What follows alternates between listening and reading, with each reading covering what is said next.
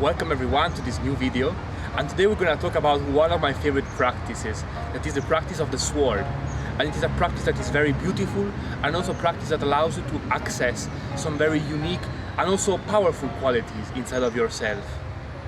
And the most difficult part about this practice, especially at the beginning, is simply to get used to this tool and learn how to move harmoniously with it. Because it is something completely alien to us. We move very stiffly with it at the beginning, and there is no connection between the sword and our body. So at the beginning, the most important thing is to learn how to feel the sword and to unify with it. And so for this purpose, I will show you today 3 exercises, very simple and very basic ones, that will teach you how to connect and how to feel the sword in connection with your body. So let's get ready and let's begin with the practice.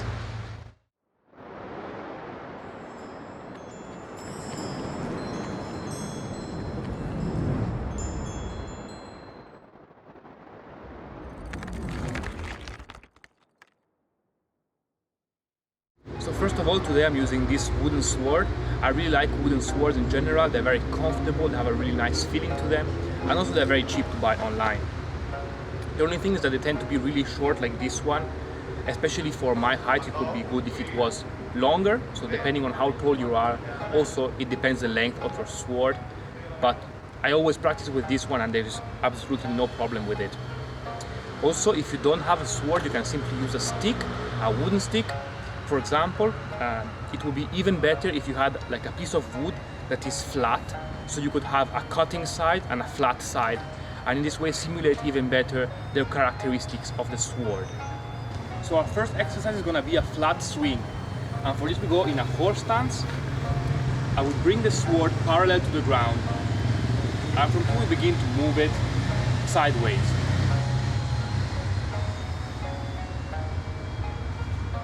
As you see, when I'm moving in, my wrist is bending backward, and when I'm coming back, it's straight.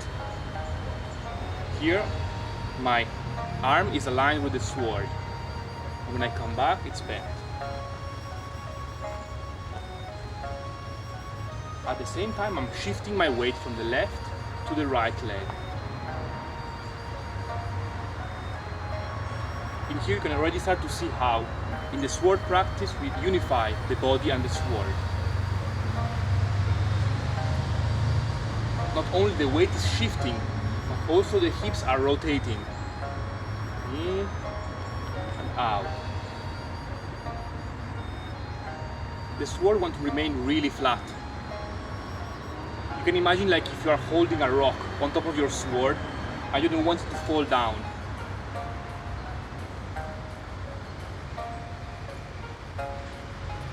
On this way, you want to be careful not to go too much like this. You want to go straight.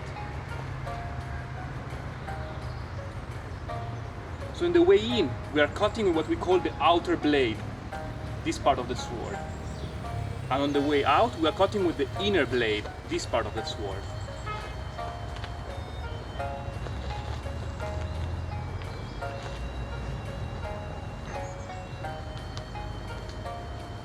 Continue a little bit more. At the same time, you want to keep your back straight, your neck upright.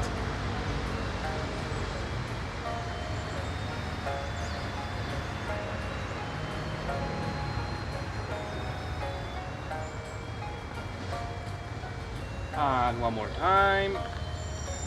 Okay. So, we're going to now add the other hand. The other hand will be in this position. This is called the sword hand. It's a hand symbol that is always used when you practice the sword. And so we have the thumb covering the nails of your pinky and ring finger. It is important when you practice sword that you keep this very tight. So this index and middle fingers are not opening, and this also grasp between your thumb and the other 2 fingers is also tight. This symbol represents the power of the sword. So it can be also understood as a talisman or as a magic symbol. Yes, this is a very ancient symbol from Taoism that is also present in many cultures over the world. And so, going back to our exercise, when we are in, we want to have the tip of the two fingers of the sword hand on top of the crease of our wrist in here. And as we come out, we want to separate and open. Here the arm is making a circle. Yes, and it's nice and open. It's not like this. It's nice and open. Close, open. Close, open. Close.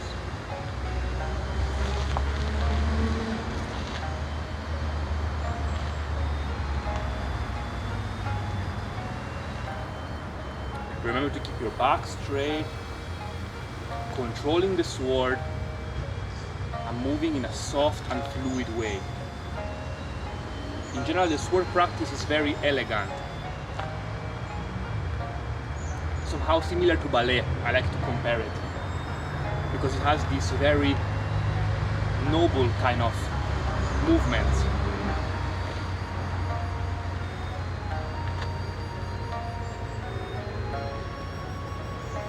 All the joints are moving fluidly.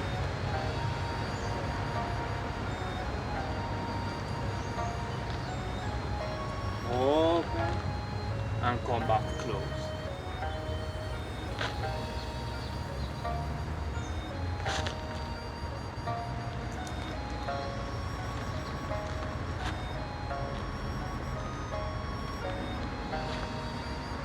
Just breathe in and breathe out.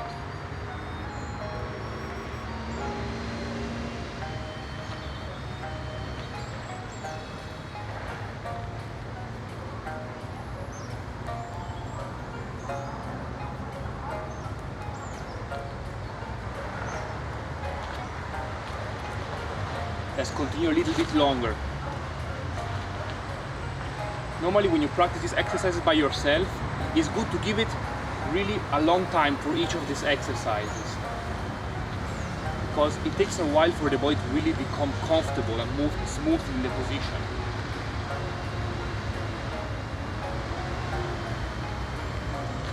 But for now we will pass to the next variation of this exercise. So, until now we were cutting with the outer blade and the inner blade. This one is called the inner blade because it's the blade that is facing you, and this one is the outer blade because it's the blade facing your opponent. In many swords, we use only the outer blade, but in the Chinese sword it's a double-edged sword, and we use both the outer and the inner blade. So we are cutting with the outer and with the inner. Now we'll change and cut both times with the outer blade. So from here, we will turn the sword and cut with the outer blade. Coming in, cutting with the outer blade, changing and out. In and out. So also here now we have this changing of sides of the sword, and in here we want to make it less wobbly. Yeah, it's like the sword is twisting, staying more or less in the same place. Yes, you can do this, but it doesn't want to move like this. Yeah, in and out.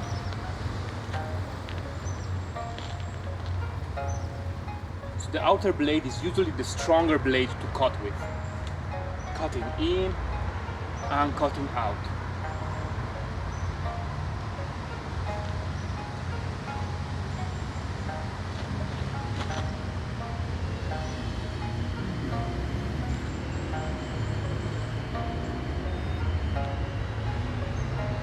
Also in this video we are doing only one side of the sword, only practicing with your good hand.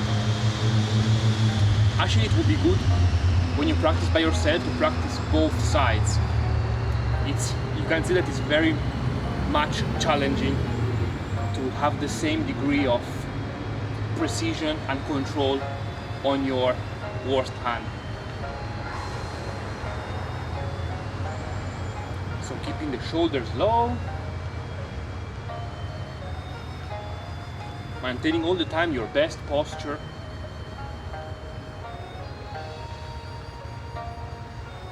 And keeping the sword flat. Coming in close, coming out open.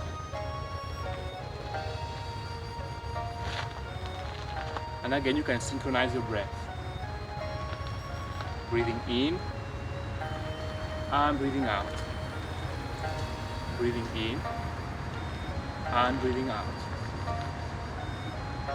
Let's use a few more times and then we will pass to the next exercise.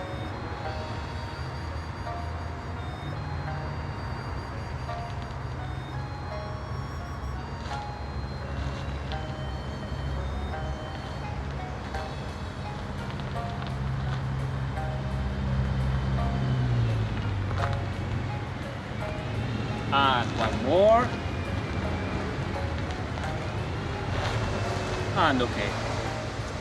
So in the last exercise we were learning how to cut using the edges of the sword, and now we're going to learn how to use the tip of the sword to pierce.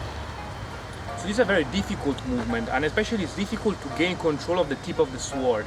And what tends to happen all the time is that the sword gets really wobbly and doesn't really follow a straight line. So we have to really learn how to follow a point and put the sword completely into that point.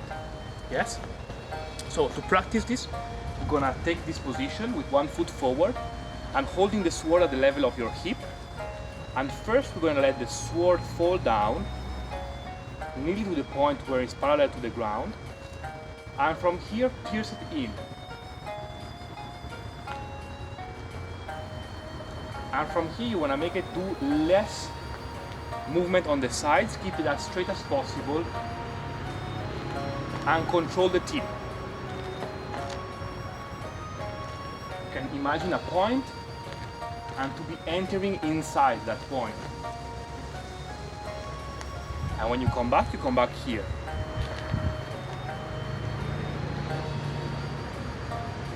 As you can see, I'm shifting my weight from the back leg to the front leg. Also the hip is moving. Twisting, in and out.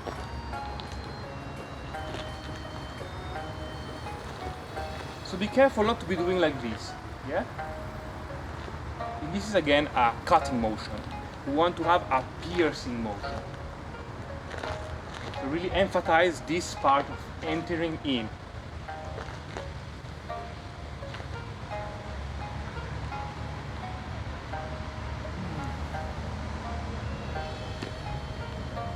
So for the next part of the exercise, we will add the other hand and we'll put again the hand in this sword finger position. Remember to keep the index and the middle finger really tight and close. And we're gonna put this on top of the wrist in here when we are charging the movement. And from here we're gonna open this hand, making a circle above the head. So it is important that this circle is very open, not like this, and the shoulder is relaxed. We don't want it to end up in this position. The fingers are pointing in the same direction as the sword when we are piercing. Yes? So let's try.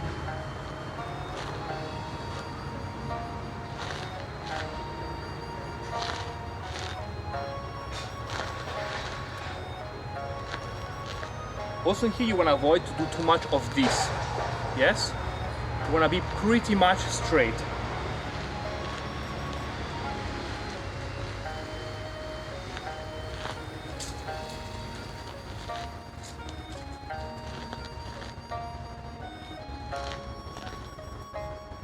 Trying to synchronize all of these movements together, making it harmonious with your whole body.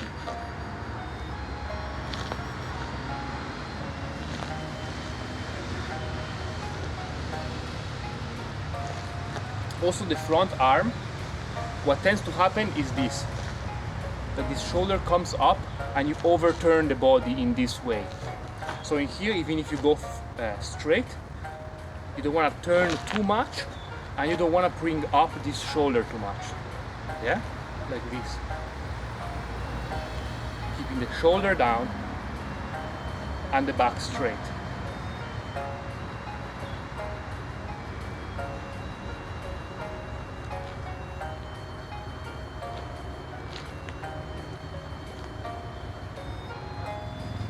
Okay, so we're gonna add one more part to this exercise, And now, besides having the piercing motion, we will have one circle as we charge.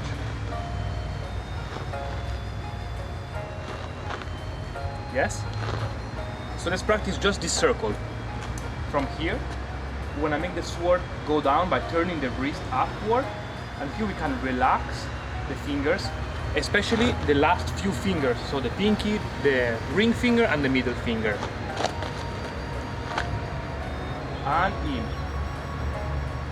So you want to make the biggest circle with your sword, keeping this circle very close to your body and like a flat surface in here. Like if you were close to a wall and you have very little space to make this circle. So let's try a little bit to become a bit more comfortable with this circle. It's not too easy, so it will not be perfect at the beginning. This is also a very good sword basic exercise just by itself. And also, by the way, it's very good to warm up the wrist for the sword practice. So keeping the sword close to your body.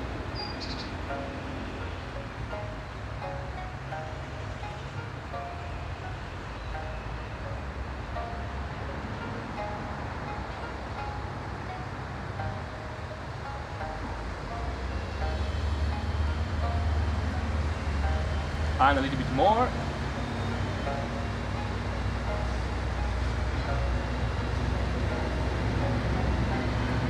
And okay. So, starting from here, we'll go for a piercing motion, and as we come back, we're gonna make this circle and come here. Again, pierce, coming down and up.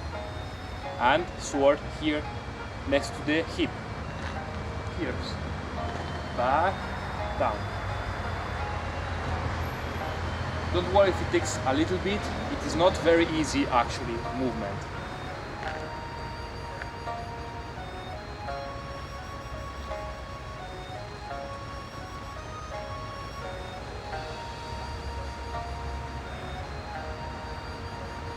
You want to try to find a way to bring your wrist next to the hip at the end of the movement.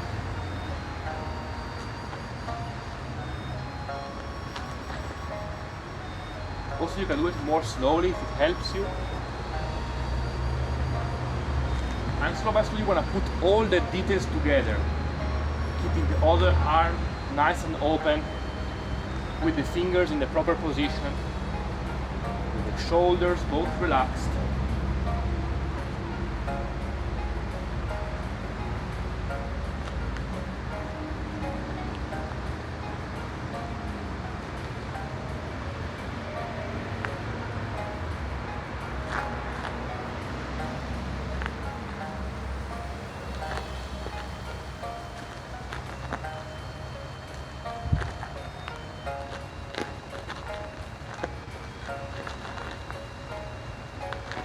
A few more.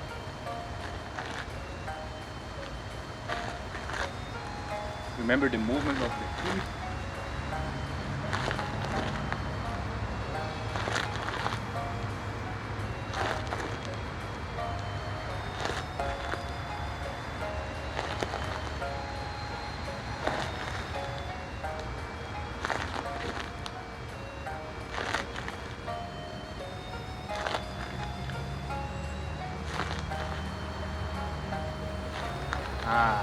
One, two, and three. And that's it.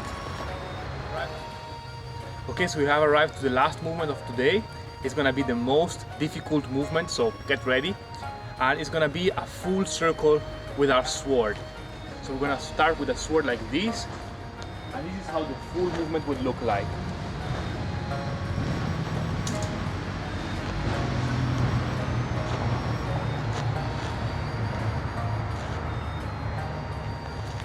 Okay, so we can start with the sword like this, with the point pointing in front of you and the elbow down, And from here we're gonna bring the sword down, and we're gonna cut from down to up in front of us like this until the sword comes here, again pointing forward.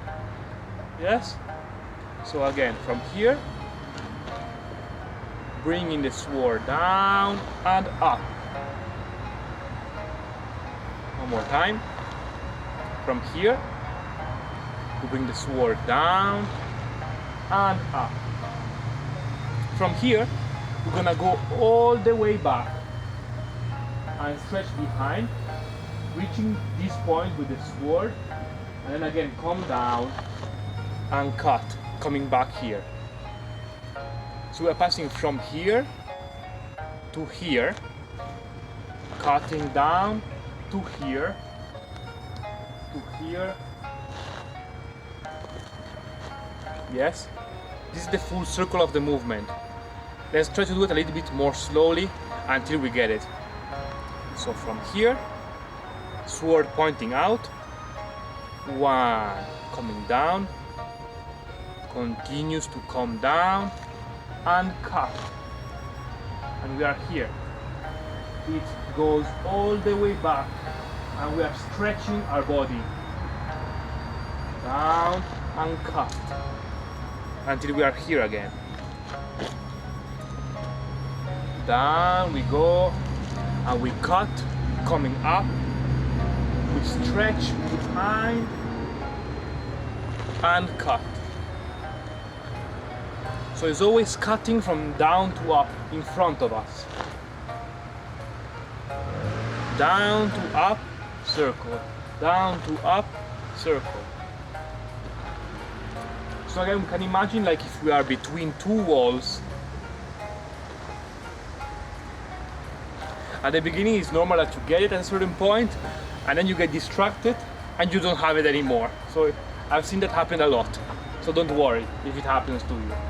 If you get lost, come back here to this position with the sword pointing out, and you come down and up until here, and then down and up until here.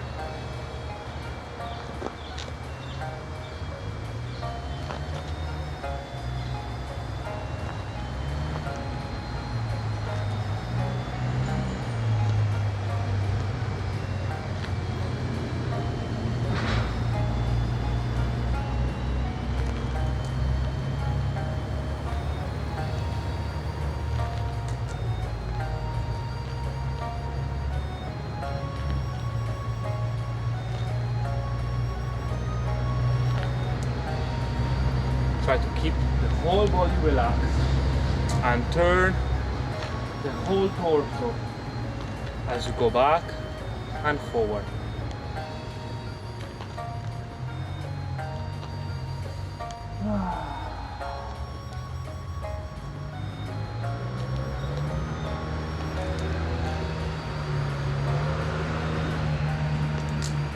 So also here the shoulders are relaxed, the body is straight.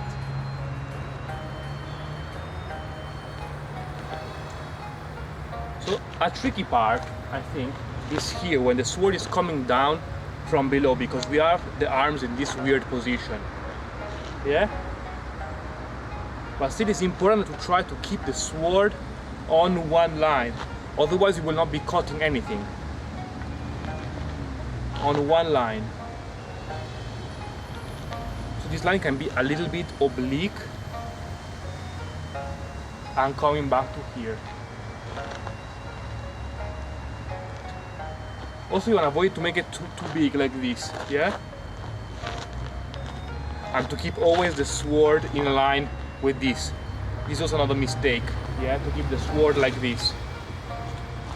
Still, still a good beginning, but ideally you want to have the sword here, making a 90-degree angle, more or less, with the arm, and then stretching out and coming back to the 90-degree angle here and here.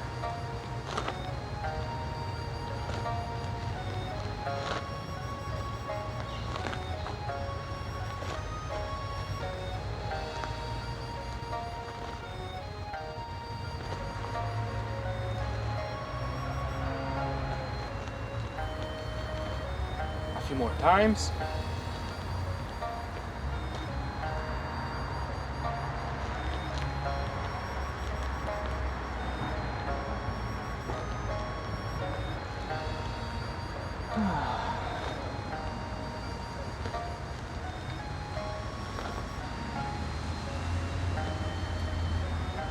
And okay. So the last part of this exercise is going to be a little bit more complicated. I know it's already quite complicated right now, but this is very good for training your mind and your body coordination. And this will be adding the other hands to the movement. So again, this hand is as always in the sword hand position. This is a mudra or a symbol, let's say, that represents the power of the sword. So remember, try to keep it really nice and tight and clean.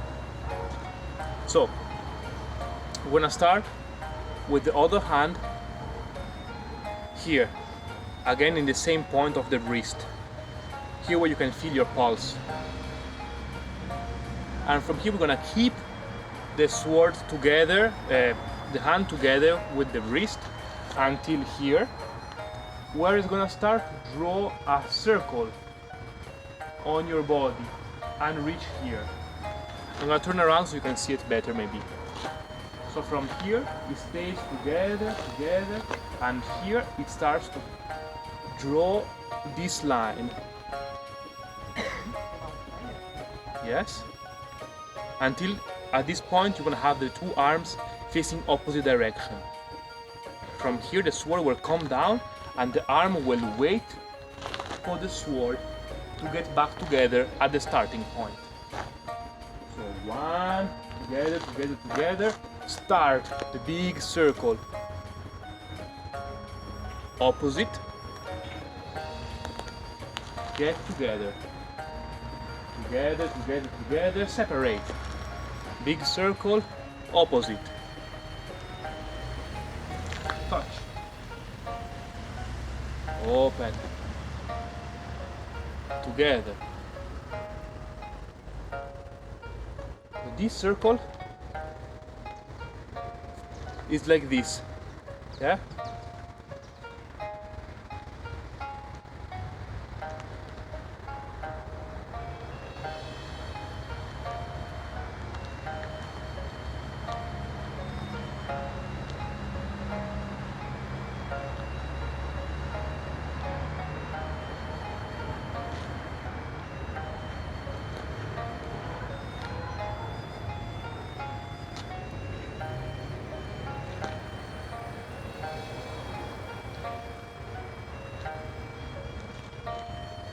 So again, it takes a while to get used to this movement, and especially takes a while until it becomes smooth.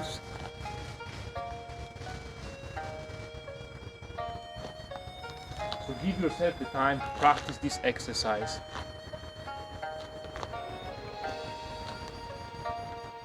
Especially this position here, when we are opposite, it's very unusual and strange for the body, because we have one leg forward and we are twisting completely backward. So this creates a pretty strong twist in the spine and in the whole upper body, which is actually very good. And in here we're going to try to stay straight, so not bending back or doing strange things with our torso.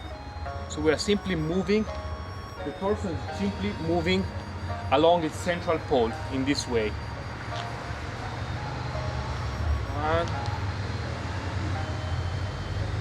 And go back.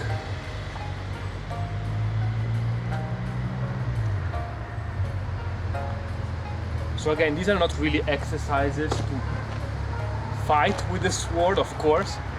These are more exercises to learn how to feel and to connect with the sword.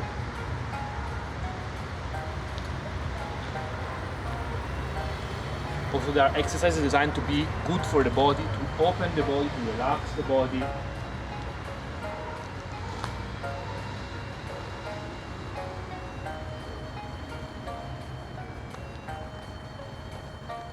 And so the Tai Chi sword practice, when one becomes a bit more proficient with the basic work, it can become more like a meditative practice and start to focus more on the energy, and on the mindfulness. But at the beginning, it's more at the level of the body awareness, because all these complicated movements oblige you to stay focused on your body and to learn about your body in space. And so this is a very, very profound learning content, I believe.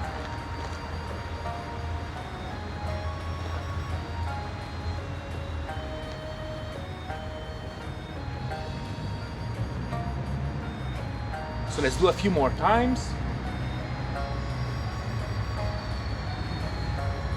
You can breathe in and breathe out.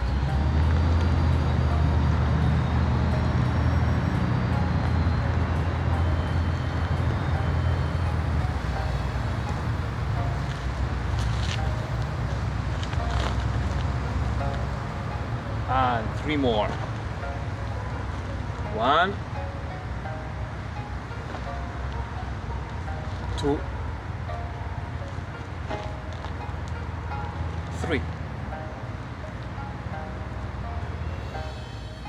Okay, so that's it for today. I hope you enjoyed this introduction to the Tai Chi sword practice. It is a very amazing practice. I really love it. And of course, it's not the easiest practice, but with the tools that you have from today, if you practice them consistently, you can build a very solid base for your Tai Chi sword practice, and then all the other more complicated movements will be much more easy to access once you have this clear. Also, if you want to learn more about this practice, we hold retreats all around Europe about Tai Chi sword, but also about Kung Fu, Tai Chi, Qi Gong, and meditation.